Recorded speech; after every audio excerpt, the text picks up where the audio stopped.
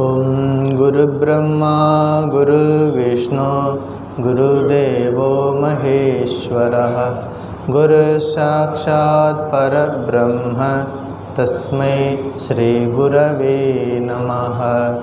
ओम स्थापकाय च धर्मस्य सर्वधर्मस्वरूपिणे अवतारवरिष्ठाय रामकृष्णाय ते नमः। जननीं शारदां देवीं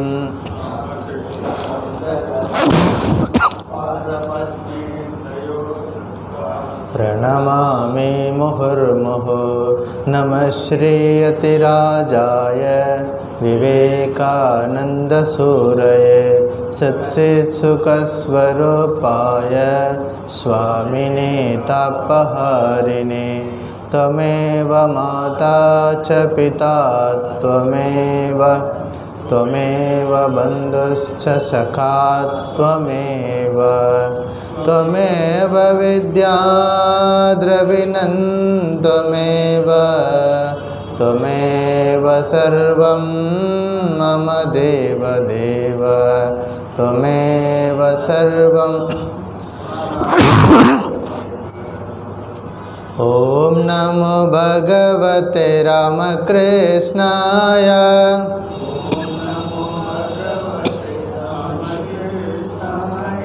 ओम नमो भगवते रामकृष्णाय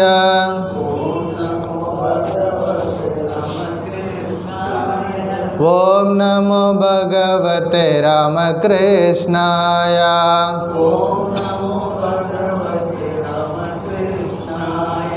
ओम नमो भगवते रामकृष्णाय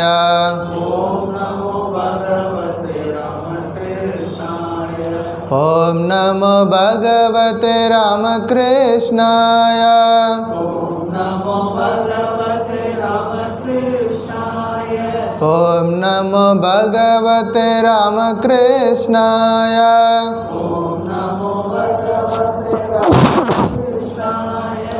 ओम नमो भगवते रामकृष्णाय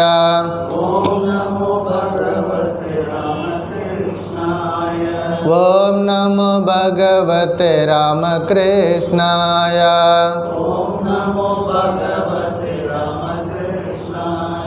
ओम नमो भगवते रामकृष्णाय ओम नमो भगवते रामकृष्णाय ओम नमो भगवते रामकृष्णाय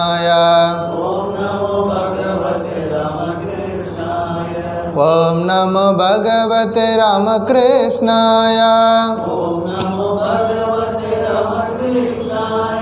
ओम नमो भगवते रामकृष्णाय ओम नमो भगवते रामकृष्णाय। जय रामकृष्ण। श्रीमद् भगवद गीता ध्यान श्लोकम எல்லாரும் சேர்ந்து chant பண்ணுவோம். ओम पार्थाय प्रतिबोधितां भगवता नारायणेन स्वयं व्यासेन ग्रथितां पुराणमुनिना मध्ये महाभारतम् अद्वैतामृतवर्षिणीं भगवते अष्टादशाध्यायिनीं अम्ब त्वामनुसन्दधामि भगवद्गीते भवद्वेषिणीं।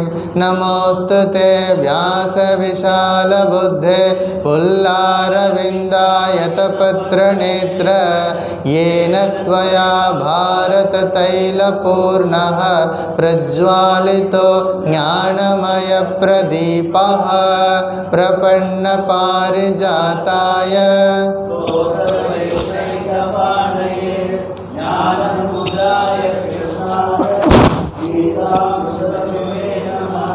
सर्वोपनिषदो गावो दुग्धा गोपालनन्दनः पार्थो वत्स सुधीर्भोक्ता दुग्धं गीतामृतं महत् वसुदेवसुतं देवं कंसचाणूरमर्दनं देवकी परमानन्दं कृष्णं वन्दे जगद्गुरुं भीष्मद्रोणतटा जयद्रथजला गान्धारनीलोत्पला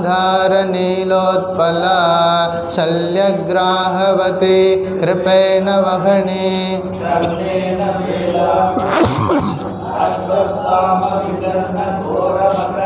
दुर्योधनावर्तिनी सोत्तीर्णा खलु पाण्डवै रणनदी कैवर्तक केशवः पाराचर्यवचः सरोजममलं गीतार्थगन्धोत्कटं नानाख्यानककेसरं हरिकथा सम्बोधना बोधितं लोके सज्जनषट्पदैरहरः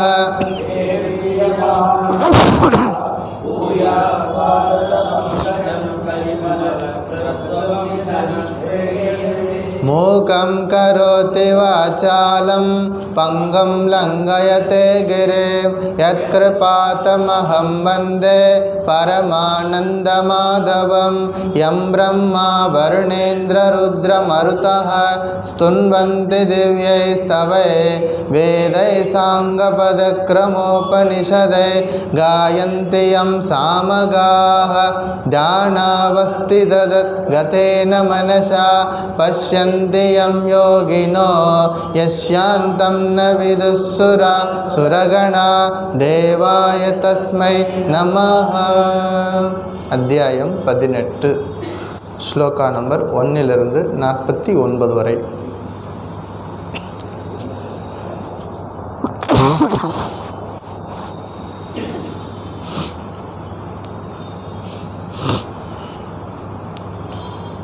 ओम श्री परमात्मने नमः.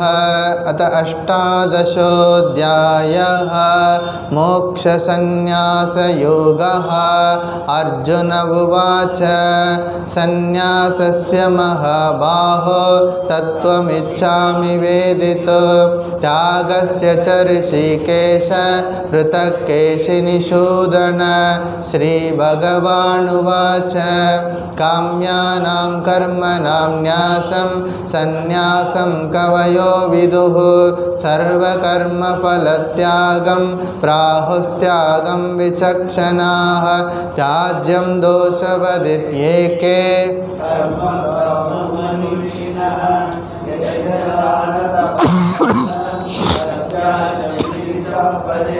निश्चयं शृणु मे तत्र त्यागे भरतसत्तम. त्यागो हि पुरुषो व्याघ्र त्रिविधः सम्प्रकीर्तितः. यज्ञदानतपःकर्म न त्याज्यं कार्यमेव तत्. यज्ञोदानं तपश्चैव पावनानि मनीषिणाम्. एतान्यपि तु कर्माणि सङ्गं त्यक्त्वा फलानि च कर्तव्यानीति मे पार्थ निश्चितं मतमुत्तमं. नियतस्य तु संन्यासः कर्मणो नोपपद्यते. मोहात् तस्य परित्यागः तामसः परिकीर्तितः. दुःखमित्येव यत्कर्म कायक्लेशभयात्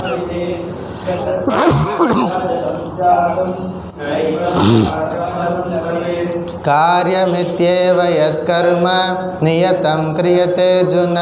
संगं त्यक्त्वा फलं चैव सत्यागः सात्विको मतः. न द्वेष्ट कुशलं कर्म कुशलेनानुसज्जते. त्यागी सत्त्वसमाविष्टो मेधावी छिन्न संशयः. न हि देहभृता शक्यं त्यक्तुं कर्माण्यशेषतः. यस्तु कर्मफलत्यागी सत्यागीत्यभिधीयते. अनिष्टम् इष्टं मिश्रं च त्रिविधं कर्मणः फलं भवत्यत्यागिनां प्रेत्य न तु सन्न्यासिनां क्वचित्. पञ्चैतानि महाबाहो कारणानि सिद्धये सर्वकर्मणाम् अधिष्ठानं तथा कर्ता करणं च पृथक्विदं विविधाश्च पृथक् चेष्टा दैवं चैवात्र पञ्चमं शरीरवाङ्मनोभिर्यत् प्रारभते नरः न्यायं वा विपरीतं वा पञ्चैते तस्य हेतवः तत्रैवं सति कर्तारम् आत्मानं केवलं तु यः पश्यत्यकृतबुद्धित्वान् न स पश्यति दुर्मतिः यस्य नाहङ्कृतो भावो बुद्धिर्यस्य न लिप्यते हत्वापि स इमान् लोकान् न हन्ति न निबध्यते ज्ञानं ज्ञेयं परिज्ञाता त्रिविधा कर्मचोदना कारणं कर्म कर्तेति त्रिविधः कर्मसङ्ग्रहः ज्ञानं कर्म च कर्ता च त्रिधैव गुणभेदतः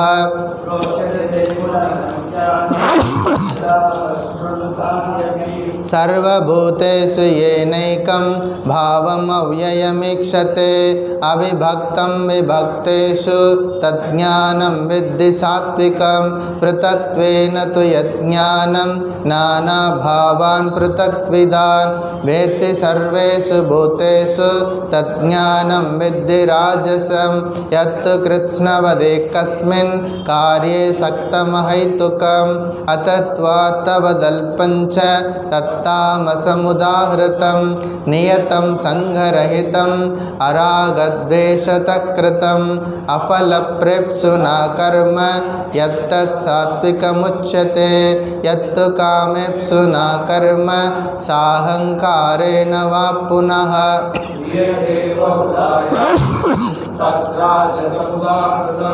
अनुबन्धं क्षयं हिंसात् अनपेक्ष च पौरुषं मोहादारभ्यते कर्म यत्तत्तामसमुच्यते मुक्तसङ्गो नहंवादी धृत्युत्साहसमन्वितः सिद्ध्यसिद्ध्यो निर्विकारः कर्ता सात्विक उच्यते रागी कर्मफलप्रेप्सुः लुब्धो हिंसात्मको शुचिः अस्य शोकान्वितकर्ता राजसपरिकीर्तितः अयुक्तः प्राकृतस्तब्धः शठो नैष्कृतिकोलसः विषादी दीर्घशूद्री च कर्ता तामस उच्यते बुद्धेर्भेदं हृदेश्चैव गुणतस्त्रिविधं शृणु प्रोच्यमानं प्रवृत्तिञ्च निवृत्तिञ्च कार्याकार्ये भयाभये बन्धं मोक्षं च यावेति बुद्धे सापात सात्विके यया धर्मम् अधर्मं च कार्यं च कार्यमेव च अयतावत् प्रजानाति बुद्धे सापात राजसे अधर्मं धर्मम् इति या मन्यते तमसावृता सर्वार्थान् विपरीतांश्च बुद्धे सापात तामसे धृत्या यया धारयते मनः प्राणेन्द्रियक्रियाः योगेनाव्यभिचारिण्या धृते सापात सात्विके यया तु धर्मकामार्तान् धृत्या धारयतेऽर्जुन प्रसंगेन फलाकांक्षे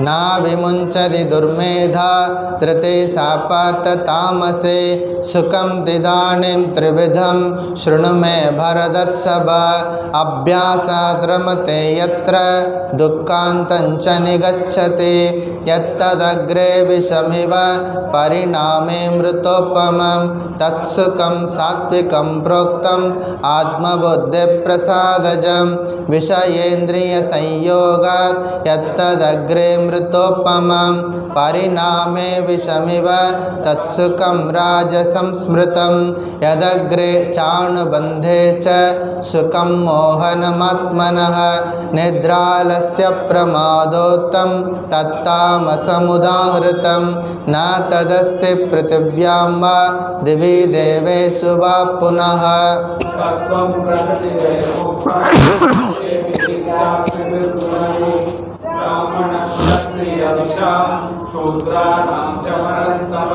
कर्माणि प्रविभक्तानि शमोदमस्तपःशौचं शान्तिरार्जवमेव च ज्ञानं विज्ञानमास्तिज्ञं ब्रह्मकर्मस्वभावजं शौर्यं तेजो धृतिर्दाक्ष्यं युद्धे चाप्यपलायनं दानम् ईश्वरभावश्च क्षात्रं कर्म स्वभावजं कृषिकौरक्ष्यवाणिज्यं वैश्यकर्मस्वभावजं परिचर्यात्मकं कर्म शूद्रस्यापि स्वभावजं स्वे स्वे कर्मण्यभिरतः संसिद्धिं लभते नरः स्वकर्मनिरतसिद्धिं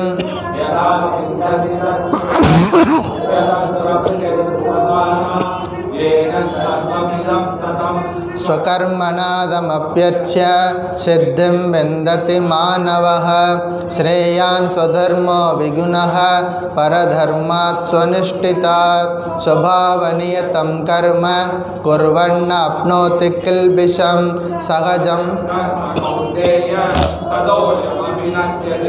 सर्वारम्भा हि दोषेण धूमेनावृणिकावृताः असक्तबुद्धिः सर्वत्र जितात्मा विगतस्पृहः नैष्कर्म्यसिद्धिं परमां सन्न्यासेनाधिगच्छति.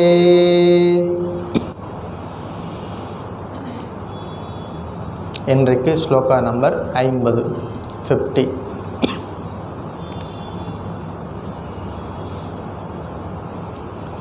सिद्धिं प्राप्तो यथा ब्रह्म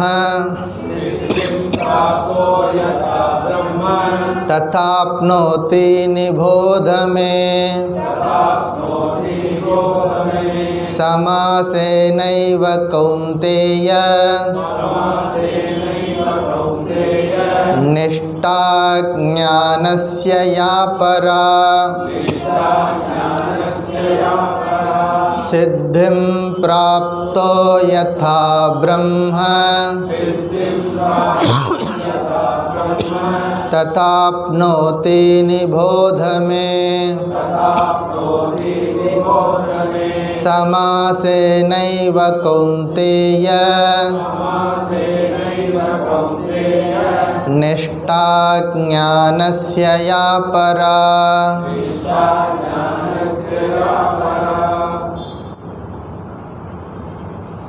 பகவான் ஸ்ரீ ராமகிருஷ்ணரின் எல்லையற்ற கருணையினால் நாம் இந்த தொடர்ந்து ஸ்ரீமத் பகவத்கீதை அப்படிங்கிற புனிதமான வேள்வியில் பங்கெடுத்து கொண்டிருக்கிறோம்.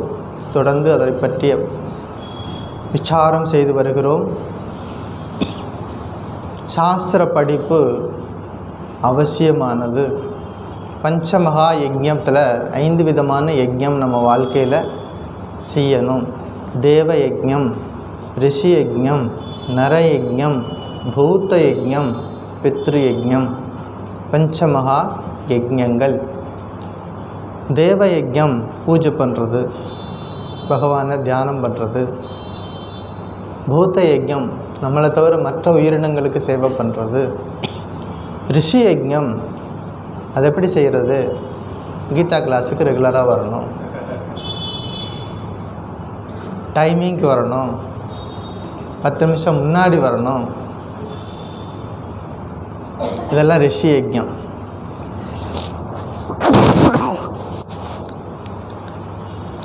இது போன்ற சாஸ்திரங்களை தொடர்ந்து சிரத்தையோடு படிக்கிறதன் மூலமாக அந்த ரிஷிகளுக்கு நாம் செலுத்த வேண்டிய கடனை தீர்க்கிறோம். இல்லைன்னா எல்லாத்துலேயும் பேலன்ஸ் வச்சுக்கிட்டே இருந்தோம்னா கடைசி காலத்தில் எல்லாத்தையும் நம்ம தீர்த்து முடியாது.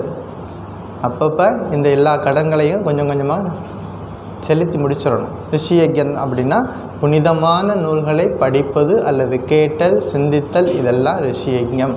அவர்களுக்கு நாம் செய்யக்கூடிய பூஜை, மகான்கள் ரிஷிகளுக்கு. காலையில் கூட ஒரு கிளாஸில் படிச்சுட்டு இருந்தோம். சுவாமி விவேகானந்தருடைய லெக்சர், வேதாந்தா அப்படின்னு ஒரு லெக்சர் ஜாஃப்னாவில் கொடுத்தது.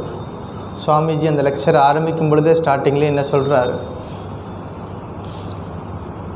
நாம் ஏன் ஹிந்துன்னு நம்மளை ஏன் சொல்கிறோம் அப்படின்னா, பிரிட்டிஷ்காரன் சிந்து நதிக்கு இந்த பக்கம் இருக்கிறவங்கெல்லாம் சிந்துக்கள் அப்படின்னு சொன்னால், கொஞ்ச நாள் கழித்து இந்த சிந்து ஹிந்துவாச்சு. அப்போ அவர் சொல்லிட்டு சொல்கிறார், இப்போ நம்ம ஹிந்துன்னா ஒரு காலத்தில் அவன் பேர் வச்சம்போது இந்த பகுதியில் இருந்தவங்கெல்லாம் ஹிந்துக்கள். இப்போ எல்லாரையும் நம்ம அப்படி சொல்ல முடியாது. நம்ம நாட்டில் எல்லா விதமான மக்கள் இருக்கிறாங்க, எல்லா விதமான மதத்தை சேர்ந்தவர்கள் இருக்கிறாங்க. ஆனால் இப்படி இருக்கும் பொழுது அந்த பேர் நம்ம சொல்ல முடியாது. ஆனால் ஒன்று சொல்லலாம், வேதாந்தீன்ஸ் அப்படின்னு சொல்லலாம். யாரெல்லாம் வேதாந்தத்தை பின்பற்றுகிறார்களோ வைதீக மதத்தை சேர்ந்தவர்கள் அல்லது வேதாந்தின்ஸ் அப்படின்னு ஒரு கிளாரிட்டியை கொடுக்குறார் சுவாமிஜி. இப்போ வேதங்கள் அப்படிங்கிற டாபிக் ஆரம்பிக்கிறார். வேதங்கள் எப்படி வந்துச்சு அப்படின்னா, வேதங்கள் எழுதப்படவில்லை. எந்த ஒரு ரிஷியும் இந்த வேதத்தை நான் எழுதினேன்னு எங்கேயும் சொல்லலை. அந்த ரிஷிகள் தியானம் செய்தார்கள். அந்த தியானத்தின் மூலமாக அவர்கள் கண்ட மந்திரங்கள் அந்த வேதங்கள். அதை உலகத்துக்கு கொடுத்துட்டு போயிட்டாங்க கொடையாக. இன்னைக்கு வரைக்கும் இருக்குது. காலங்காலமாக இருந்தது அந்த கருத்துக்கள், காலங்காலமாக இருந்தது, அவர்கள் கண்டறிந்தார்கள். இதுதான் சாமிஜி சொல்கிறார். இந்த வேதங்கள் எப்படி என்ன வந்தது, அவர்கள் இந்த ரிஷிகள் தியானத்தின் மூலமாக அவர்கள் அதை கண்டறிந்தார்கள். கண்டறிந்த உண்மையை மக்களுக்கு எடுத்து சொன்னார்கள். காலங்காலமாக இருந்தது, இருக்கிறது, இருக்கும். அப்படி அந்த ரிஷிகள் கண்டுபிடிச்ச மந்திரங்கள், வேதங்கள், உபநிஷதங்கள் அடுத்த ஸ்டெப்பில் வர்றது தான் இந்த பகவத்கீதை, நம்மளுடைய புனிதமான நூல். ஸோ சாஸ்திரம் படிக்கிறது நம்ம வாழ்வில் ஒரு அங்கம். ஞாபகம் வச்சுக்கணும், வாழ்வில் ஒரு அங்கம். தினசரி சாப்பிட்றோம், தினசரி மூச்சு விடுறோம். அன்றாட கடமைகளில் சாஸ்திரம் படிக்கிறதுக்குன்னு ஒரு குறிப்பிட்ட நேரம் வச்சு செய்யணும். நாம் பகவத்கீதையில் 18வது சாப்டரில் இருக்கோம். ஏற்கனவே நம்ம இதை பற்றின விஷயங்கள் பார்த்துருக்குறோம். அர்ஜுனுடைய கேள்வியிலிருந்து தொடங்கி பல்வேறு விஷயங்களை எடுத்து சொல்லி கடைசியாக ஸ்ரீகிருஷ்ணர் கர்மயோகத்தின் சாராம்சத்தை சொன்னார். கடைசி 5 ஸ்லோகத்தில் 49 வரைக்கும் சாராம்சம். இன்னைக்கு ஸ்லோகா நம்பர் 50. சித்திம் பிராப்தः யதா பிரம்ம ததாப்னோதி நிபோதமே சமாசேனைவ கௌந்தேய நிஷ்டா ஞானஸ்ய யாப்பரா. ஹே கௌந்தேய, குந்தியின் மகனே. குந்திக்கு மகனாக பிறந்ததால் அவருக்கு என்ன பேர்? கௌந்தேய. சித்திம், உயர்ந்த நிலையை, பிராப்தக, அடைந்தவன், யா ஞானஸ்ய பரானிஷ்டா, ஞானத்தின் மேலான முடிவாகிய நிலை, பிரம்ம, இறைவனை, யதா, எப்படி, ஆப்னோதி, அடைகிறானோ, தத்தா, அதை, சமாசேன, சுருக்கமாக, மே, என்னிடமிருந்து, நிபோத, அறிந்துகொள்.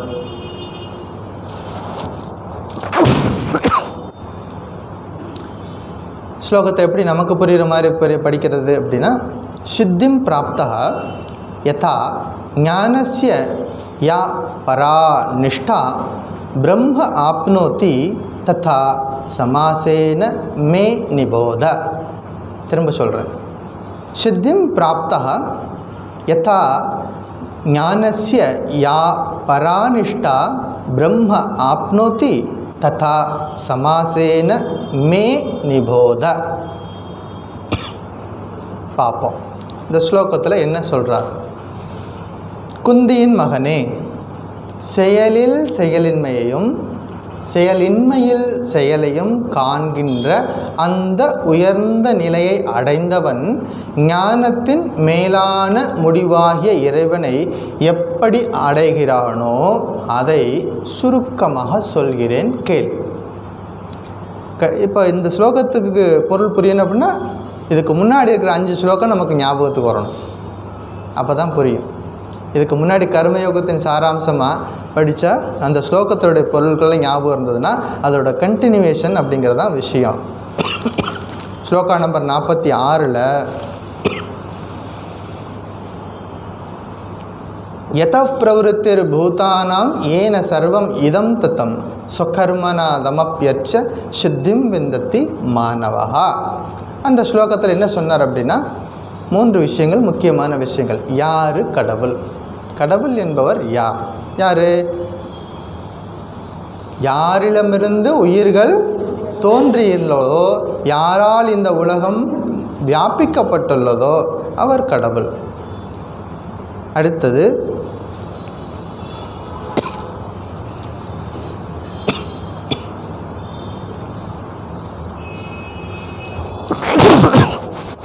கர்மயோகத்தினுடைய சாராம்சம்.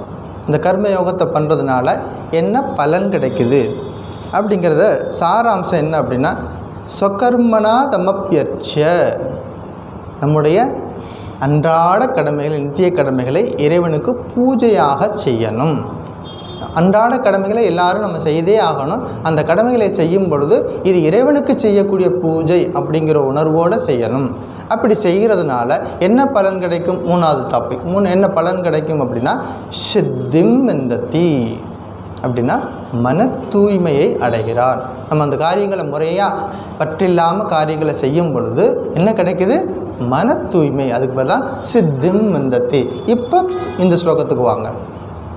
குந்தியின் மகனே, செயலில் செயலின்மையையும் செயல் இன்மையில் செயலையும் காண்கின்ற உயர்ந்த நிலையை அடைந்தவன் ஞானத்தின் மேலான முடிவாகிய இறைவனை எப்படி அடைகிறானோ அதை சுருக்கமாக சொல்ல போகிறேன். அது அடுத்த ஸ்லோகத்தில் சொல்ல போகிறார். இப்போ இதுவரைக்கும் கர்மயோகம் செய்து ஒரு சாதகன் தன்னை அதற்கு தகுதியாக்கி கொள்ள வேண்டும். விவேகானந்தர் சொல்வார், நம்முடைய உண்மையான இயல்பு தெய்வீகம். we are divine. யாராவது பாப்பின்னு சொன்னால் ஒத்துக்கக்கூடாது. we are divine. எல்லாரும் தெய்வீகம் வாய்ந்தவர்கள். நமக்குள் எல்லாருக்குள்ளேயும் தெய்வீகம் இருக்கிறது. அந்த தெய்வீகத்தை கர்ம யோகத்தாலோ பக்தி யோகத்தாலோ ஞான யோகத்தாலோ இவற்றில் ஒன்றாலோ பலவற்றாலோ அனைத்தின் உதவியாலோ அந்த தெய்வீகத்தை நாம் அடையணும். இதுதான் விவேகானந்தர் சொல்லி கொடுக்குறார். அப்போ தெய்வீகம் நமக்குள்ளே இருக்குது. அதை புரிஞ்சுக்கிறதுக்கு தான் இவ்வளோ விஷயம். எந்த யோகத்தை பின்பற்றினாலும், ராஜயோகம் பண்ணாலும், கர்ம யோகம் செய்தாலும் அதற்குரிய நியமங்களோடு செய்யும் பொழுது அந்த யோகம் நம்மை அந்த தெய்வீகத்திற்கு அழைத்து செல்லும். வேதாக மேத்தம் புருஷம் மகாந்தம் ஆதித்யவர்ணம் தமசப்பரஸ்தாத். அதாவது நாங்கள் ரிஷிகள் என்ன சொல்கிறாங்க? நாங்கள் கண்டு கொண்டோம், அந்த உயர்ந்த உண்மையை கண்டு கொண்டோம். எங்கே இருக்குது அந்த உயர்ந்த உண்மை? அது அந்த இருட்டுக்கும் அப்பால், ஒளிக்கும் அப்பால் இருக்கக்கூடிய அந்த உண்மைகளை நாங்கள் கண்டு கொண்டோம். அதை எங்கள்கிட்ட கேட்டு தெரிஞ்சுக்கோங்க. ஆர்வமாக இருக்காங்க ரிஷிகள் நமக்கு அந்த உயர்ந்த உண்மைகளை சொல்கிறதுக்கு. நாம் கொஞ்சம் காது கொடுத்து கேட்டால் போதும். அவ்வளோ விஷயங்கள் இருக்குது. ஈஷாவாஸ்யோபனிஷத்தில் ஒரு மந்திரம், ஹிரண்மயேன பாத்ரேன சத்யஸ்யாபிஹிதம் முகம் தத்துவம் பூஷன்ன பாவ்ருண சத்யதர்மாய திருஷ்டயே பூஷன்னே கர்ஷேயமசூர்ய பிராஜாபத்யவ்யோஹரஸ்மின் சமோஹ தேஜோ யத்தே ரூபம் கல்யாணதமம் தத்தே பஷ்யாமி. ஹிரண்மயேன, ஒளிக்கும் அப்பால் இருக்கக்கூடிய அந்த விஷயத்தை ரிஷிகள் என்ன பண்ணுறாங்க? தியானத்தின் மூலமாக கண்டு கொண்டார்கள். நாம் என்ன செய்யணும்? அந்த முயற்சியை யாரெல்லாம் செய்கிறார்களோ அவர்களுக்கும் அந்த ரிஷிகளுடைய அருளாசி கிடைக்கும். வாங்க ஸ்லோகத்துக்கு வாங்க. சித்திம் பிராப்தா அப்படின்னா யார் ஒருவர் கர்மயோகத்தை முறைப்படி பிராக்டிஸ் செய்து மன தூய்மை அடைந்தவரோ அவர்தான் சித்திம். சித்திம் என்றால் மன தூய்மை. அந்த மன தூய்மை அடைந்தவர் எதுக்கு தகுதியானவர்? அடுத்த ஸ்டெப்புக்கு ஞான யோகம் செய்வதற்கு தகுதியாகிறார். ஞான யோகம் என்பது சாஸ்திரங்களை முறையாக படித்து விசாரம் செய்து நானே அவன் அப்படிங்கிற உயர்ந்த உன்னத நிலையை அடைகிறது ஞான யோக விசாரம். அதுக்கு நம்முடைய மனம் தூய்மையாக இருந்தால் தான் உயர்ந்த விஷயங்களை புரிஞ்சிக்க முடியும், இல்லைன்னா முடியாது. யதா எந்த வழியினால்,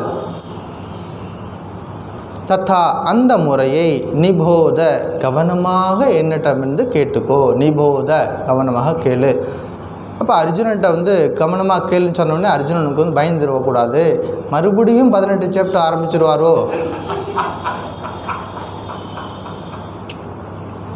இப்போ தான் ஆரம்பித்து 700 ஸ்லோகத்துக்கு பக்கத்தில் வந்துக்கிட்டு இருக்குது வண்டி. திரும்பவும் நான் சொல்லப்போறேன்னு சொல்லிட்டா திரும்பவும் அசோச்சானன் வசோச்சஸ்துவம் செகண்ட் சாப்டரில் அங்கேருந்து மறுபடியும் சொல்லிடுவாரோன்னு சொல்லிட்டு அர்ஜுனன் கலக்கம் அடைஞ்சிடக்கூடாதுங்கிறதுக்காக என்ன சொல்லிட்டாரு, இப்படியெல்லாம் பயப்படாத, சுருக்கமாக சொல்ல போகிறேன்.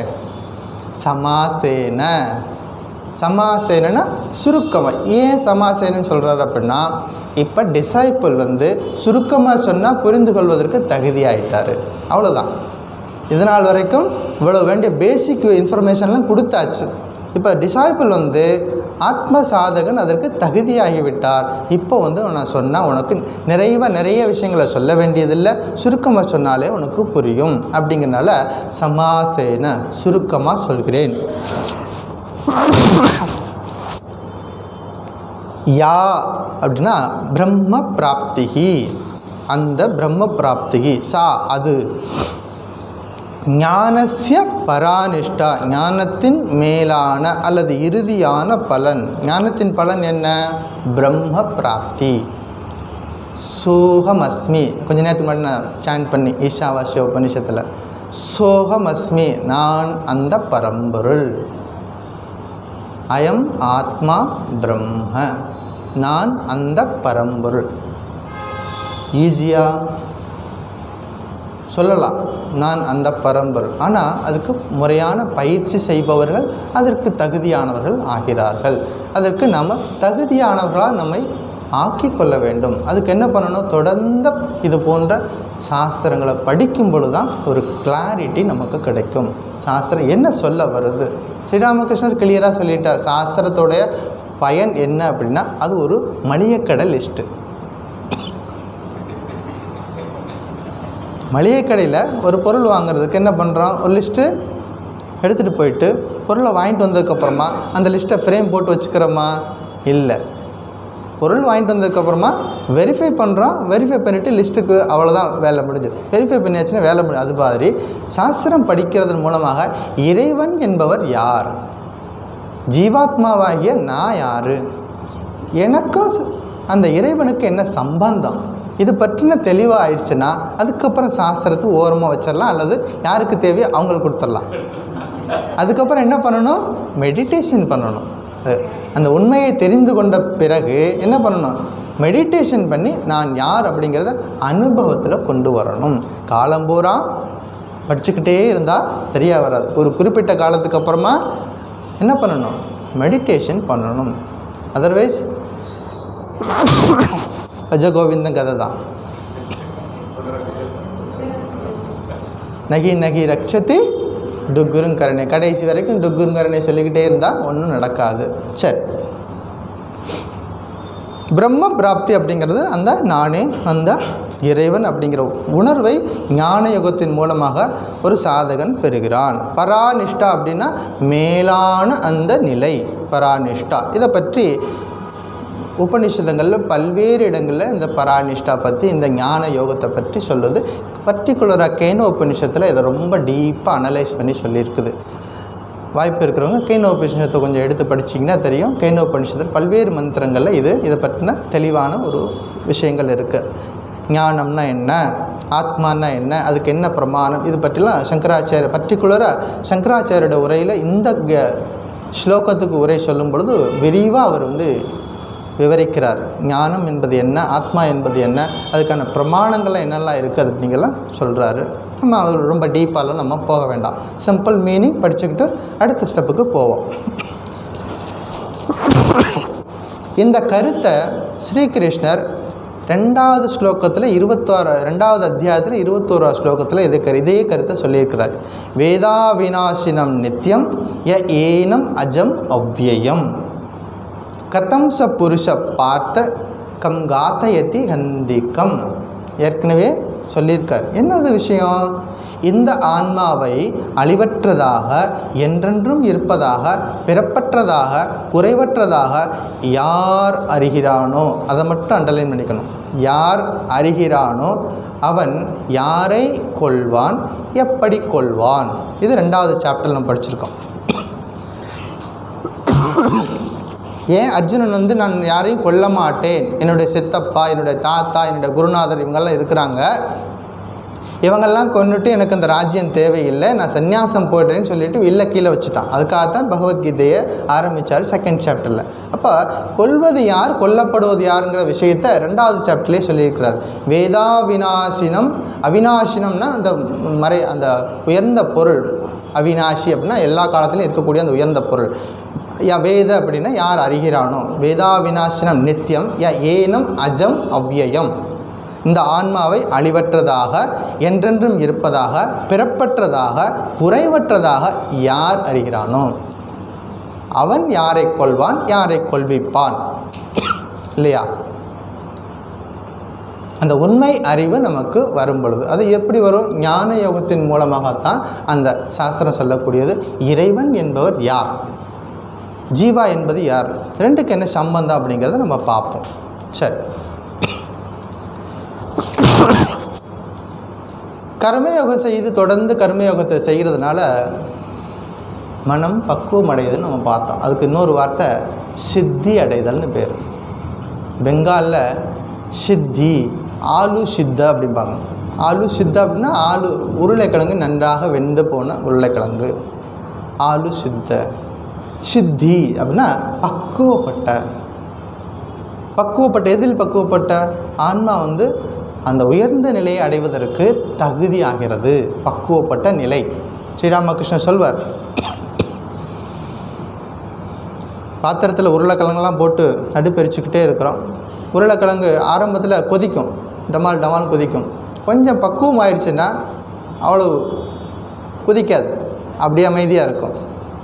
அது மாதிரி ஆத்ம சாதகன் தொடர்ந்த பயிற்சியால் வரும் பொழுது அப்போ ஆரவாரம் இருக்காது, அமைதியாக எல்லா காரியத்தையும் திறம்பட செய்வான். அதில் தான் வித்தியாசம். சாதாரண மனிதனுக்கும் ஒரு சாதகனுக்கும் உள்ள வித்தியாசம் என்னென்னா, யார் ஒருவன் ஆன்மீக சாதனைகளை தொடர்ந்து செய்யும் பொழுது பக்குவம் வருகிறது, அதுக்கு தான் சித்தின்னு பேர். உலகத்தில் இருக்கக்கூடிய எல்லா பொருட்களுமே, எல்லா உயிரினங்களுமே அந்த சித்தி நிலையை, அந்த மேலான நிலையை நோக்கி தான் போயிட்டுருக்கு. மரம், செடி, கொடி எல்லாமே அந்த ஒரு உயர்ந்த நிலையை நோக்கி தான் போயிட்டுருக்குது. ஒரு உதாரணம் சொல்கிறேனே, பூமிக்கு அடியில் ஆயிரக்கணக்கான ஆண்டுகளுக்கு முன்னாடி போட்ட ஒரு கரிக்கொட்டை தான் பிற்காலத்தில் வைரமாக வெளியில் வருது. வைரத்துக்கு நமக்கு தெரியும் எவ்வளோ மதிப்புன்னு. அந்த வைரம், அந்த கரிக்கொட்டை வைரமாக மாறுவதற்கு எவ்வளோ நாள் எடுத்துக்குது? ஆயிரக்கணக்கான வருஷங்கள் எடுத்துக்கிட்டதுக்கப்புறமா என்ன ஆகுது? அது வைரமாக ஜொலிக்குது. அப்போ அவ்வளோ ப்ராசஸ் நடந்திருக்குது. அது மாதிரி சாதகர்கள் எடுத்த உடனே நமக்கு அந்த உயர்ந்த நிலைக்கு வந்துடும். எனக்கு நான் சித்தி, எனக்கு கிடச்சுன்னா வந்துடுமா? அதுக்குரிய எஃபர்ட் எங்கே போடுறோமோ அதுக்கு நடக்கும். இன்னொரு உதாரணம், ஆப்பிள்.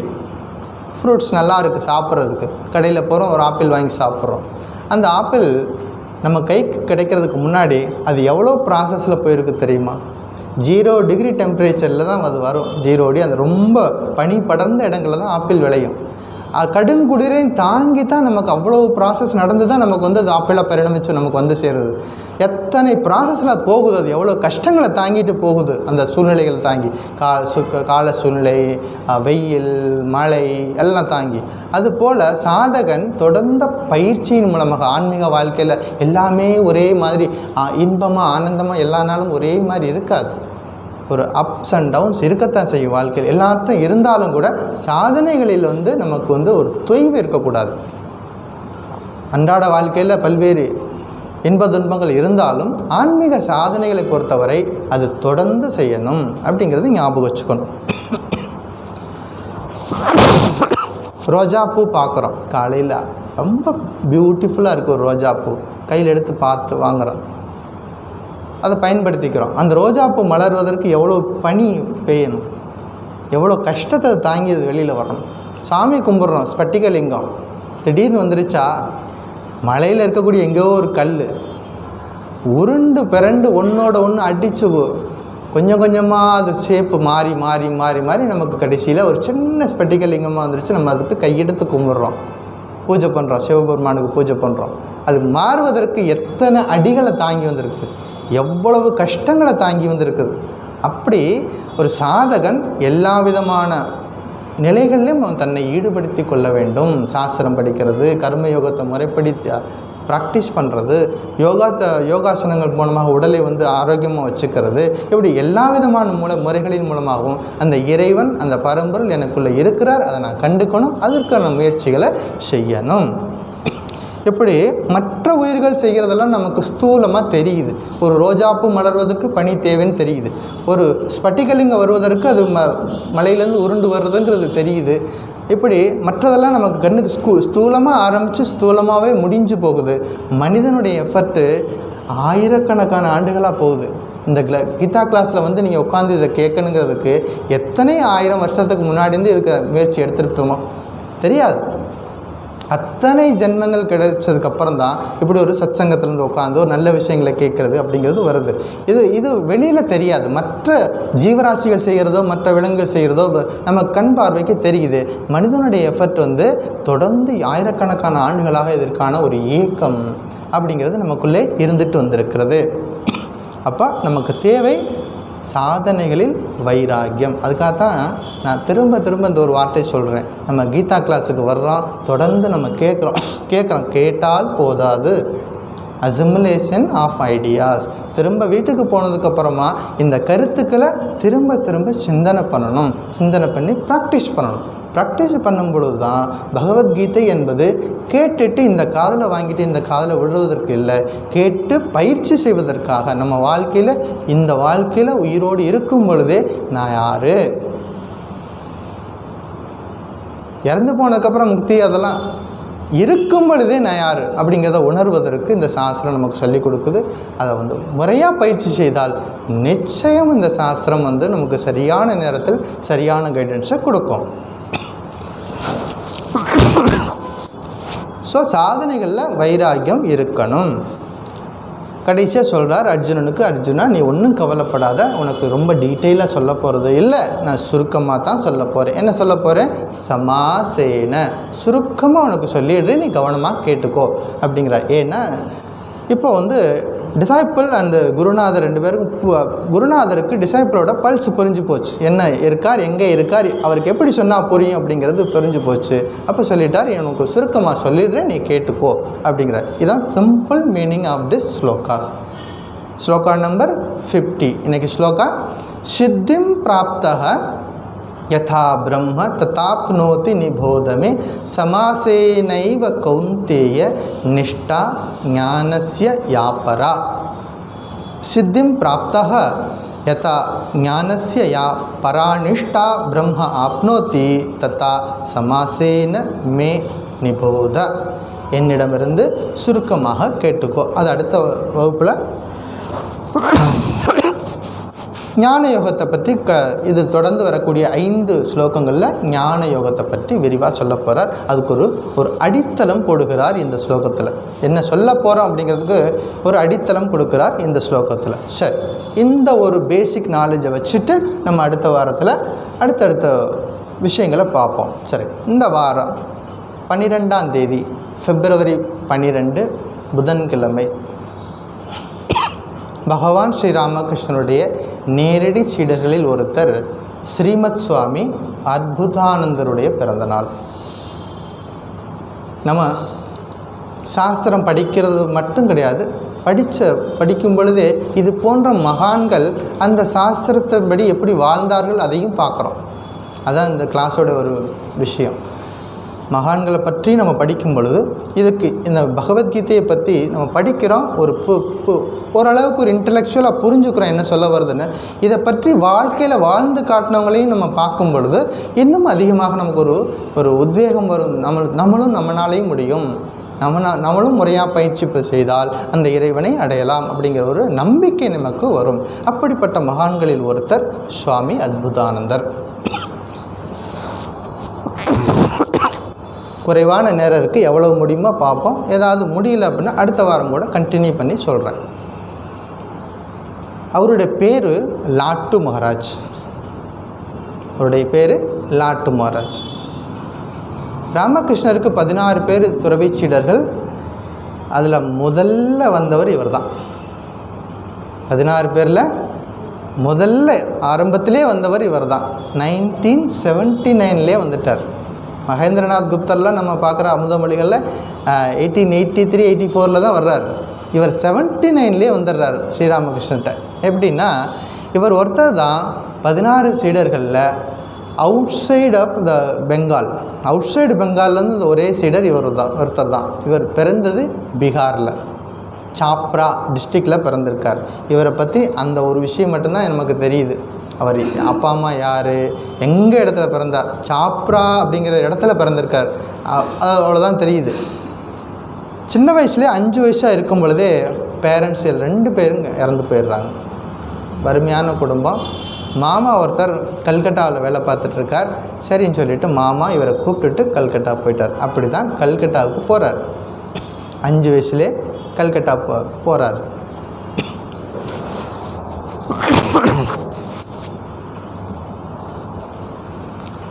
ரக்துராம் அப்படின்னு வீட்டில் வச்ச பேர். அப்புறம் லாட்டுங்கிறது வேறு இன்னொரு பேராக வருது. மாமாவோட பராமரிப்பில் கல்கட்டாவில் இருக்கிறார். கல்கட்டாவுக்கு போனதுக்கப்புறமா இந்த லாட்டு மகாராஜை ஒரு டாக்டர் வீட்டில் போய் வேலைக்கு சேர்த்து விட்டார். அந்த டாக்டர் வந்து ஸ்ரீராமகிருஷ்ணனுடைய பரம பக்தர் ராமச்சந்திர தத்தர். அவர் வீட்டில் போய் ஒரு வேலைக்கு சேர்த்து விட்டார். இவருக்கு என்ன வேலை, டாக்டரோட குழந்தைங்கள்லாம் ஸ்கூலுக்கு கூப்பிட்டு போகணும், ஸ்கூல் முடித்தோடனே திரும்பி வீட்டுக்கு கூப்பிட்டு வரணும், வீட்டில் அவங்க வீட்டம்மா ஏதாவது சொன்ன காய்கறி கடைக்கு போய்ட்டு சொன்னால் வாங்கிட்டு வந்து கொடுக்குறது, இப்படி ஏதாவது உதவிகரமாக வீட்டில் இருக்கிறது. அப்படி வீட்டில் இருக்கிறார். ஒரு நாள் இந்த ராமச்சந்திர தத்தா தட்சிணேஸ்வரம் போயிட்டு வந்துட்டு ராமகிருஷ்ணரை பற்றி சொல்கிறார். ராமகிருஷ்ணர்கிட்ட அன்னைக்கு என்ன விஷயம் ஸ்ரீராமகிருஷ்ணர் வந்து கேட்டுக்கிட்டாரு. அதை வந்து லாட்டு மகாராஜ் சின்ன பையன் உட்கார வச்சு சொல்லி கொடுக்குறாரு. என்ன அன்னைக்கு என்ன கேட்டுட்டு வந்தாருன்னு. இறைவன் மனிதனின் மனதைத்தான் பார்க்கிறார். ஸ்ரீராமகிருஷ்ணனுடைய வார்த்தை இதெல்லாம். இறைவன் மனிதனின் மனதைத்தான் பார்க்கிறார். அவன் யார் என்பதை பற்றி அவருக்கு கவலை இல்லை. அவர் வந்து இந்த மதத்தை சேர்ந்தவரா, இப்படிப்பட்டவரா, உயர்ந்தவரா, தாழ்ந்தவரா, பணக்காரனா, ஏழையா, அதை பற்றி கவலை இல்லை. அவர் வந்து அவனுடைய மனசு உயர்ந்ததாக இருக்கா அப்படிங்கிறத பார்க்குறாரு. அவரை எளிய மனத்துடன் குழந்தை இயல்புடன் அழைக்க வேண்டும். Second point. அவரை அழைக்கிறது எப்படி, எளிய மனசில் குழந்தை மனசோட கூப்பிட்டா அவர் வருவார். உண்மையான மன ஏக்கம் இல்லாமல் கடவுளை காண முடியாது. 3வது பாயிண்ட். உண்மையான மன ஏக்கம். இப்போ மன தூய்மை பற்றி பார்த்தோம். இப்போ மன ஏக்கம் அடுத்த ஸ்டெப்புக்கு கொண்டு போகும். மன ஏக்கம் இல்லாவிட்டால் அவரை காண முடியாது. தனிமையில் இருந்து கொண்டு இறைவனிடம் பிரார்த்தனை செய்ய வேண்டும். என்ன பண்ணணும், இறைவனை அடைவதற்கு பிரார்த்தனை செய்யணும். இந்த கருத்துக்களை ஸ்ரீராமகிருஷ்ணன் கேட்டுட்டு வந்த அந்த டாக்டரு லாட்டுவை உட்கார வச்சு இந்த கருத்துக்களை சொல்கிறாரு. நான் வந்து தட்சிணேஸ்வரம் போயிருந்தேன், ஸ்ரீராமகிருஷ்ணர் அப்போ பார்த்துட்டு வந்தேன், இதெல்லாம் அங்கே சொன்னாங்க அப்படின்னு. லாட்டு மகாராஜ் முதல் முறையாக இந்த போன்ற உயர்ந்த கருத்துக்களை கேட்குறாரு. கேட்ட உடனே என்னையும் கூட்டிகிட்டு போகிறீங்களா, அந்த ஸ்ரீராமகிருஷ்ணரை பார்க்குறதுக்கு என்னையும் கூட்டிகிட்டு போகிறீங்களா, சரி அடுத்த தடவை போகும்போது உன்னையும் கூட்டிகிட்டு போகிறேன். அடுத்த முறை போகும்பொழுது இவரையும் கூட்டிகிட்டு போகிறாங்க. போன உடனே ஸ்ரீராமகிருஷ்ணர் அவர் பார்க்குறாரு. லாட்டு மகாராஜை பார்த்தவொடனே சொல்லிட்டாரு, இவங்கிட்ட தூய உள்ளம் படைத்தவன். முதல் ஸ்டேட்மெண்ட்டு, இவன் தூயவன்.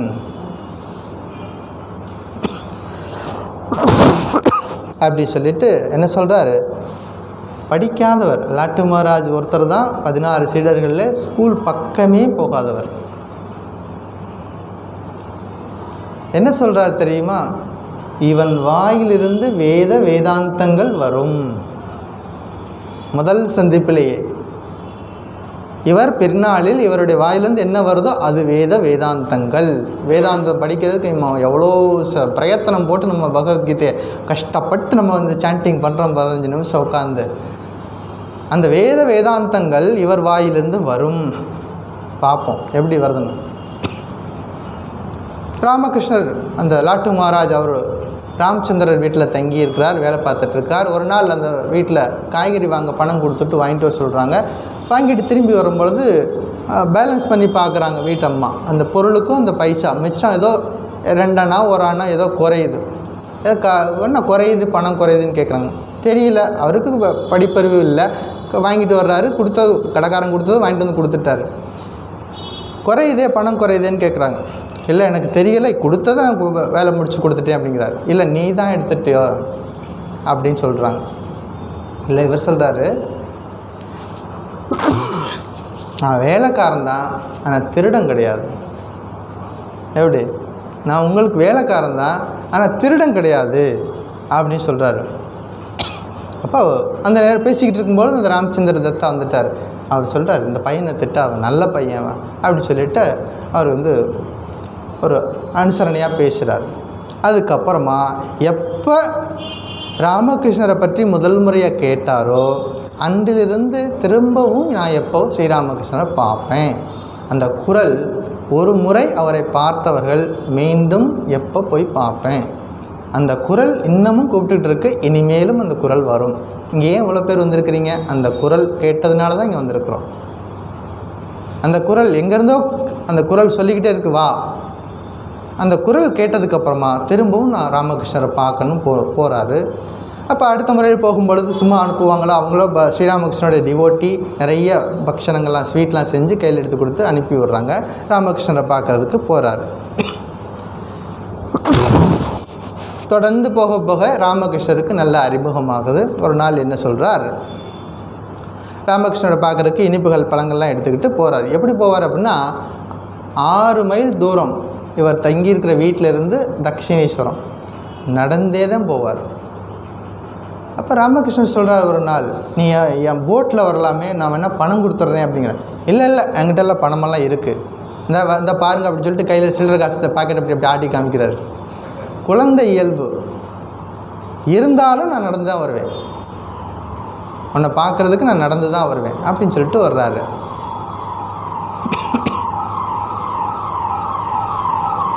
ஒரு நாள் ஸ்ரீராமகிருஷ்ணர் சொன்னார், நான் வந்து காமார்புக்கூர், என்னுடைய பிறந்த ஊர் காமார்புக்கூர், அங்கே நான் போக போகிறேன்.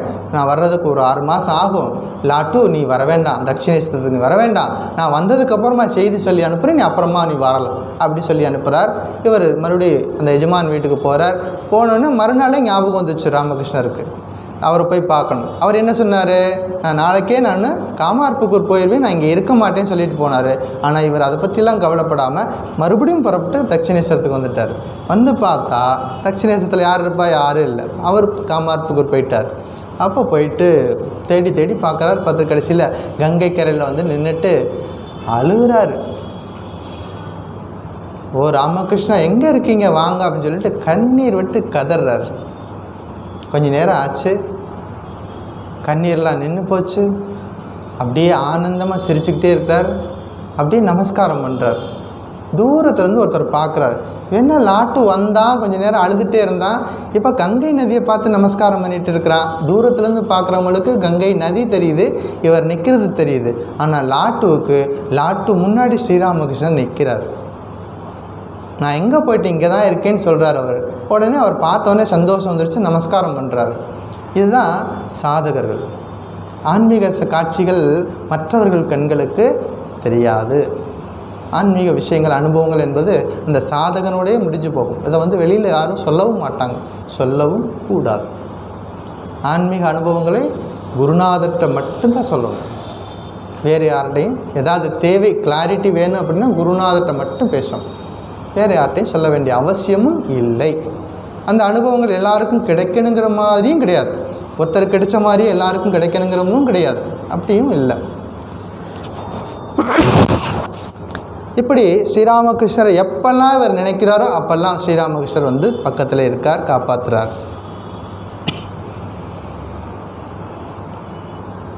ஒரு முறை லாட்டு மகாராஜ் சொல்கிறார், நான் வந்து இனிமேல் டாக்டர் வீட்டுக்கு நான் போக மாட்டேன், நான் இங்கேயே இருந்துக்கிறேன், உங்களுக்கு சேவை பண்ணுறேன் அப்படிங்கிறார். அப்போ அவர் சொல்கிறார், நீ ஒருத்தர்கிட்ட சம்பளம் வாங்கிட்டு இன்னொருத்தர்கிட்ட வேலை செய்கிறது சரியா?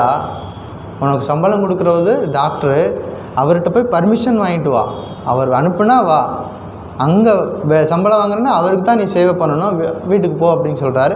ஆனால் அங்கே போனதுக்கப்புறமா இவர் மனசு, இதுக்கு மேலே இந்த வீட்டில் நான் இருக்க மாட்டேன், நான் ஸ்ரீராமகிருஷ்ணர்கிட்ட போவேன்னு சொல்லி அடம் பிடிச்சு அழுது ஆர்ப்பாட்டம் பண்ணி ஒரு வழியாக ஸ்ரீராமகிருஷ்ணர்கிட்ட வந்து சேர்றார். கொஞ்ச நாளில் ஹிருதயராம் அப்படின்னு சொல்லி ஒரு பக்தர் ஸ்ரீராமகிருஷ்ணரை சேவை பண்ணிகிட்டு இருந்தார். ஏதோ ஒரு பிரச்சனை காரணமாக அவர் தட்சிணேஸ்வரத்தை விட்டு கிராமத்துக்கு போயிட்டார்.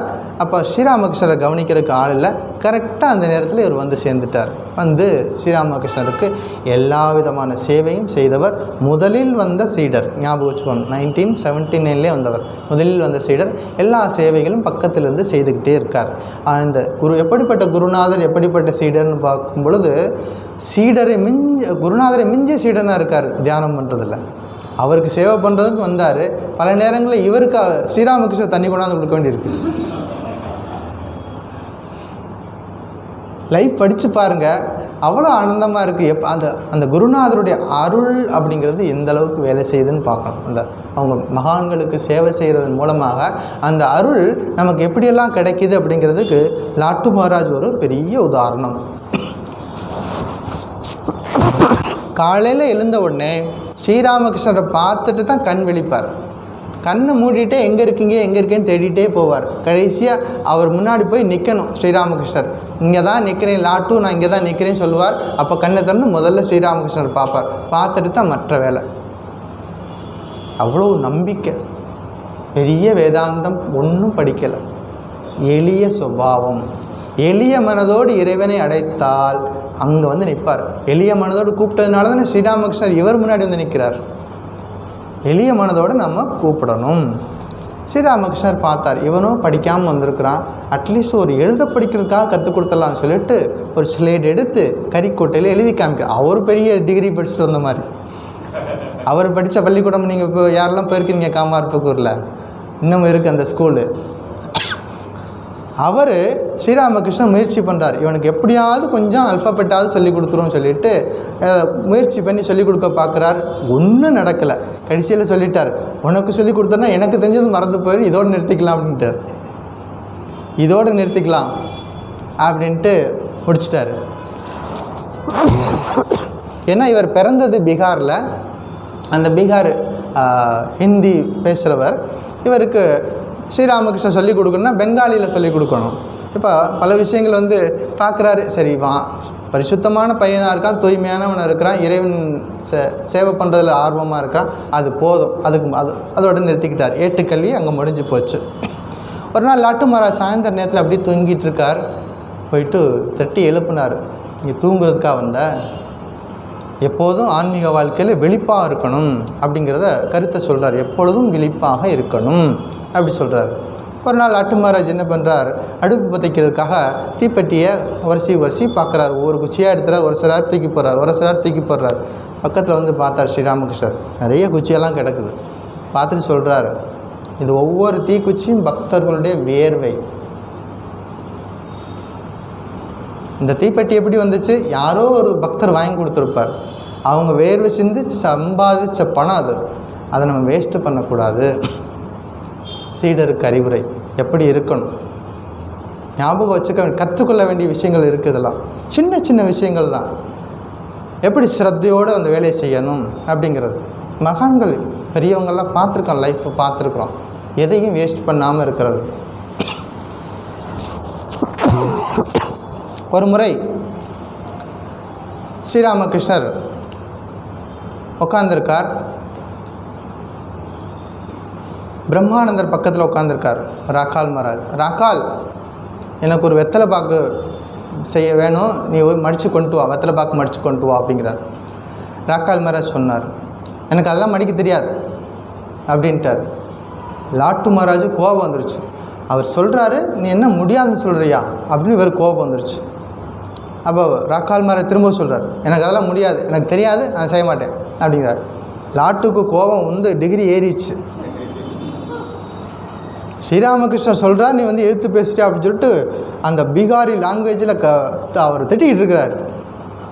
ஸ்ரீராமகிருஷ்ணர் அமைதியாக வேடிக்கை பார்த்துட்டு இருக்கார். 2 பேரில் யார் உயர்ந்த பக்தன் பார்த்துக்கிட்டு முடிச்சிட்டோன்னே கடைசியாக சொன்னார், ராக்கால் தான் நல்லவன் அப்படின்னார். இப்போ லாட்டுக்கு மறுபடியும் கோபம் வந்துருச்சு. ஓ, அவன் இன்னமும் உங்களுக்கு வந்து அவன் தான் சிறந்தவன் சொல்கிறீங்களா அப்படின்னு சொல்லி கோபம் வருது. அப்போ சொன்னார், கோபம் ஆன்மீகத்துக்கு எதிரி.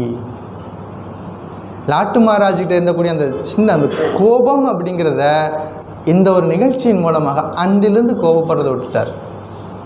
கோபம் என்பது ஆன்மீக பயிற்சிக்கு எதிரியானது, இன்றிலிருந்து விட்டுடு அப்படிங்கிறார். அன்றிலிருந்து அதில் நிறைவை கண்டுகிறார். லாட்டு மகாராஜ் ஒரு நாள் சிவன் கோயிலில் போய் உட்காந்து தியானம் பண்ணிகிட்ருக்கார். பல மணி நேரம் தியானம் பண்ணிகிட்ருக்கார். ஸ்ரீராமகிருஷ்ணர் போய் விசிறி விட்டு விசிறி சேவை பண்ணுறார். குருநாதர் விசிறி சேவை பண்ணி மனதை கீழ்நிலை கொண்டு வந்து தட்டி எழுப்பி அந்த புறநிலைவை கொண்டு வர்றார். அப்போ சொல்கிறார், நான் உனக்கு விசிறலை, நீ தியானம் பண்ணிகிட்டு இருக்க, சிவபெருமான் உள்ளே இருக்கார், அவருக்கு ரொம்ப கஷ்டமாக இருந்தது, அதுதான் நான் என்னால் அங்கே ரூமில் உட்கார முடியலை, எந்திரிச்சு வந்து பார்த்தேன் அப்படிங்கிறார். எப்படிப்பட்ட குருநாதர், எப்படிப்பட்ட சீடர்னு பாருங்கள். ஒரு நாள் கங்கை கரையில் உட்காந்து தியானம் பண்ணுறதுக்கு, பஞ்சவட்டியில் உட்காந்து தியானம் பண்ணுறதுக்கு உட்கார்ந்தார். கொஞ்சம் நேரம் ஆகினதுக்கப்புறமா கங்கையில் அந்த பேக் வாட்ரு வரும், கடல்லேருந்து திரும்பி வர வாட்ரு. அது என்ன சில சமயம் வந்து ஃபுல்லாக நிறைஞ்சு நம்ம கேம்பஸுக்குள்ளேயும் வந்துடும், அவ்வளோ தண்ணி வரும். அப்போ அவர் உட்காந்து தியானம் பண்ணிட்டு இருக்கார். தண்ணி வந்துருச்சு. தண்ணி வந்தது தெரியலை, இவரை தண்ணி மூழ்கடிச்சிட்டு போனதும் தெரியலை. இவரை தண்ணி ஃபுல்லாக மூழ்கடிச்சு திரும்பவும் டவுன் ஆச்சு. அவ்வளோ நிஷ்டை அந்த தியானத்தில். அப்படி குருநாதருடைய அருள். ஒரு நாள் வில்லு மரத்தடியில் உட்காந்து தியானம் பண்ணிகிட்ருக்கார். இவர் பக்கத்தில் 2 பைரவர்கள் உட்காந்து காவல் காக்கிறாங்க. ஸ்ரீராமகிருஷ்ணர் சொன்னார், நீ சிவனை நோக்கி தியானம் பண்ணிகிட்டு இருந்த, அதனால் அவர் பைரவர் வந்து துணைக்கு அனுப்பிச்சிருக்காரு அப்படின்னு சொல்கிறார். அப்போ 2 பேரும் 2 பைரவர்கள் வந்து பக்கத்தில் உட்காந்து காவல் காத்துட்ருக்குறாங்க. இதெல்லாம் இவருடைய அனுபவங்கள். ஒரு நாள் லாட்டு மகாராஜ் சொல்கிறார், எனக்கு வந்து மனம் வந்து ஒரு நிலைப்படவே இல்லை தியானம் பண்ணுறதுக்கு அப்படி சொல்கிறார். ஏன், என்ன, எதனால், என்ன காரணம் அப்படின்னு கேட்குறாரு. நான் என்ன பிரச்சனை அப்படின்னா, தியானம் பண்ணிகிட்டு இருக்கும் பொழுது திடீர்னு எனக்கு ஒரு ஞாபகம் வந்துச்சு. திடீர்னு பகவான் என் முன்னாடி வந்து நின்றுட்டார்னா என்ன கேட்குறது அப்படின்னு சிந்திக்க ஆரம்பித்தேன். அதனால் எனக்கு தியானம் பண்ண முடியலை. என்ன வரம் கேட்குறதுன்னு அதை பற்றியே சிந்தனை பண்ணிகிட்டு இருந்தேன், அதனால் தியானம் பண்ண முடியல அப்படின்னார். அப்போ ஸ்ரீராமகிருஷ்ணர் சொன்னார், ஆசை தான் நம்ம வாழ்க்கையில் எல்லாத்துக்கும் தொந்தரவு. பகவான் வந்து முன்னாடி நின்னா என்ன வேணுமோ அவரே நமக்கு கொடுப்பார். நீ வந்து அதை பற்றி கவலைப்படாத, உன்னுடைய தியானத்தில் உன்னுடைய கவனத்தை செலுத்து அப்படின்னு சொல்லி கொடுக்குறாரு. மனதை வந்து கலங்கம் இல்லாமல் வச்சுக்கோ. முதல் விஷயம், மனதை கலங்கம் இல்லாமல் வச்சுக்கோ. சுத்தமான எண்ணங்களோட வந்து சுத்தமாக இருக்கக்கூடிய எண்ணத்தில் வந்து வேறு எந்த சிந்தனையும் வராது அப்படிங்கிற ஒரு உபதேசத்தை கொடுக்குறாரு. இப்படி லாட்டு மகாராஜோட லைஃப்பில் பல்வேறு விஷயங்கள் இருக்குது. ஒரு நாள் லாட்டு மகாராஜ் நம்ம சுவாமி அத்புதானந்தர் தியானம் பண்ணிகிட்ருக்கார். அப்போ ஒரு பக்தர் வந்தார். வந்துட்டு நகபத்தில் அன்னை சாரதா தேவி உட்காந்துருக்காங்க. அவங்க வந்து நிறைய பக்தர்கள் அன்றைக்கி வந்துட்டாங்க. ஒரு ஆளாக அவங்க கஷ்டப்பட்டு, அவங்க ஏற்கனவே கீழ்வாதம், உட்கார முடியாதவங்க அந்த ரூமில் உட்காந்து நிறைய அமௌண்ட் ஆஃப் அந்த கோதுமை மாவு பிணைஞ்சு சப்பாத்தி போடுறதுக்காக ஒருத்தராக கஷ்டப்பட்டுருக்குறாங்க. அங்கே யாரும் துணைக்கு ஆள் இல்லை. இப்போ இங்கே வந்து பார்த்தா ராமகிருஷ்ணர் அறையில் ஒரு மூலையில் உட்காந்து தியானம் பண்ணிகிட்ருக்கார் லாட்டு மகாராஜ். அந்த பக்தர் சொன்னார், நீ யாரை நோக்கி தியானம் செய்கிறியோ அந்த தேவி அங்கே கஷ்டப்பட்டுருக்கிறா, அவள் போய் உதவு. லாட்டு, நீ யாரை பற்றி தியானம் பண்ணிகிட்ருக்க? அம்பிகை. அந்த அம்பிகை எங்கே இருக்கா? சாரதா அம்மா. சாரதாம்மா பக்தர்கள் உணவு சமைக்கிறதுக்காக கஷ்டப்பட்டுட்ருக்குறாங்க, உயிருள்ள தெய்வம் அங்கே போய் இருக்காங்க, அவங்களுக்கு போய் சேவை பண்ணு அப்படின்னு சொல்கிறாங்க. அப்போ உடனே லாட்டு மகாராஜ் எழுந்து வந்து அம்மாவுக்கு சேவை பண்ணுறதுக்கு வர்றாங்க.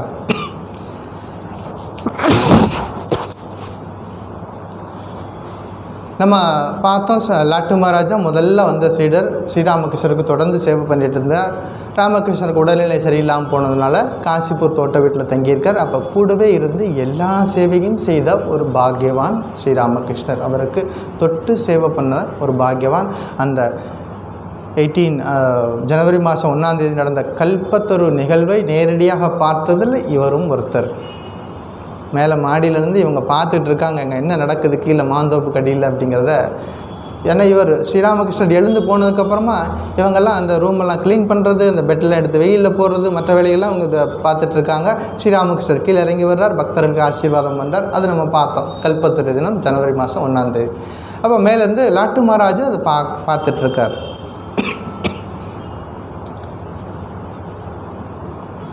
ஒரு நாள் லாட்டு மகாராஜ் தியானம் பண்ணிகிட்ருக்கார். அப்போ எந்த வேதம் நம்ம ஆரம்பத்தில் பார்த்தோம், வேதாந்தத்தை பற்றி சுவாமிஜி சொன்னார். இந்த பகவத்கீதை சொல்லக்கூடிய கருத்தும் அதுதான்.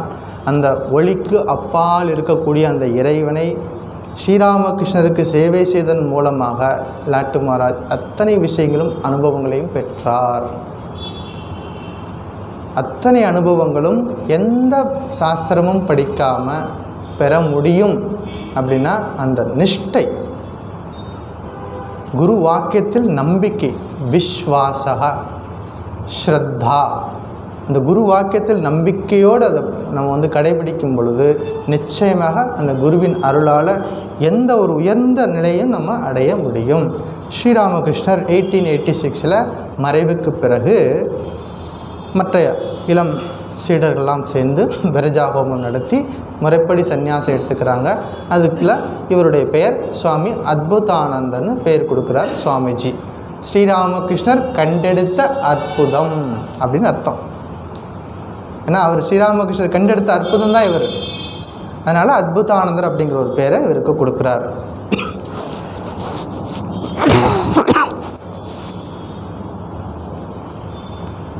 சாரதானந்தர்னு ஒரு சீடர், பகவான் ஸ்ரீராமகிருஷ்ணரோட இன்னொரு சீடர். அவர் நிறைய ஸ்ரீராமகிருஷ்ணரை பற்றி அத்தன்டிக்காக புக் எழுதினவர். குருதேவர் ஸ்ரீராமகிருஷ்ணர் அப்படி லீலா பிரசங்கம் எழுதுனர். அவர் எப்போதும் சாஸ்திர படிப்பிலே இருப்பார்.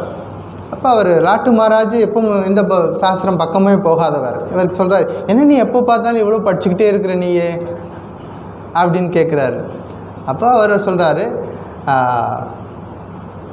ஸ்ரீராமகிருஷ்ணருடைய உபதேசங்கள் யாருக்கு என்ன சொன்னாங்களோ அதை கடைபிடித்தால் போதும், உனக்கு படிக்க வேணான்னு சொல்லியிருக்கிறாரு, எனக்கு படிக்க சொல்லியிருக்கிறார் இல்லையா, என் மூலமாக ஒரு காரியம் நடக்க வேண்டியது இருக்குது, எனக்கு இந்த வேலை பணியை கொடுத்துருக்கிறார், அதை நான் செய்கிறேன் அப்படி சொல்கிறார். அப்படி லாட்டு மகாராஜ் ரொம்ப எளிமையான ஒரு சுபாவம் எடுக்கிறவர்.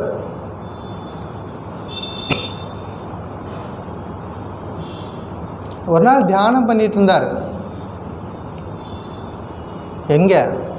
கங்கையில் ஒரு போட்டு நிற்கிது, அந்த போட்டில் வைக்கோல் ஏற்றி வச்சுருக்குறாங்க, அது மேலே ஏறி போய் உட்காந்துக்கிட்டார். உட்காந்து தியானம் பண்ண ஆரம்பித்தார். அவர் என்ன நினச்சார், இந்த போட்டு இங்கேயே நிற்கும், தியானம் பண்ணிவிட்டு இறங்கிட்டு போயிடலான்னு பார்த்தார். அது பாக் பஜாரில் நின்ன வண்டி, அது மேலே நின்று உட்காந்து தியானம் பண்ண ஆரம்பித்தார். எத்தனை மணி நேரம் தியானம் பண்ணான்னு தெரியாது. கண் விழிச்சு பார்த்தா அது தட்சிணேஸ்வரம் தாண்டி போயிட்டுருக்குது போட்டு. அப்புறம் எப்படியோ கீழே இறங்கி வர்றார். இப்படி ஒரு தியானத்தில் ஒரு உயர்ந்த நிலைக்கு எந்த இடத்துல உட்கார்ந்தாலும் இவரால் தியானம் பண்ண முடியும், அது மனதை ஒருநிலைப்படுத்தி செய்ய முடியும் அப்படிங்கிறதுக்கு ஒரு உதாரணம். சில நேரங்களில் ரயில்வேல லைனில் அந்த வண்டி நிற்கும், இந்த கூட்ஸ் வண்டியில் நிற்கும், அதுக்குள்ளே போய் ஏறி உட்காந்துக்குவார், உட்காந்து தியானம் பண்ணிகிட்டு இருப்பார். யாரோடைய தொந்தரவும் இல்லாமல் இருக்கும் அப்படிங்கிறனால அதில் போய் உட்காந்து தியானம் பண்ணிக்குவார். அப்போ சில சமயம் அந்த வண்டி கிளம்பி போயிடும், எங்கே போய் நிற்குதோ அப்புறம் அங்கேருந்து இறங்கி திரும்ப நடையாக நடந்து வரணும். எப்படி அவருடைய வாழ்க்கையில் நிறைய நிகழ்ச்சிகள் இருக்குது.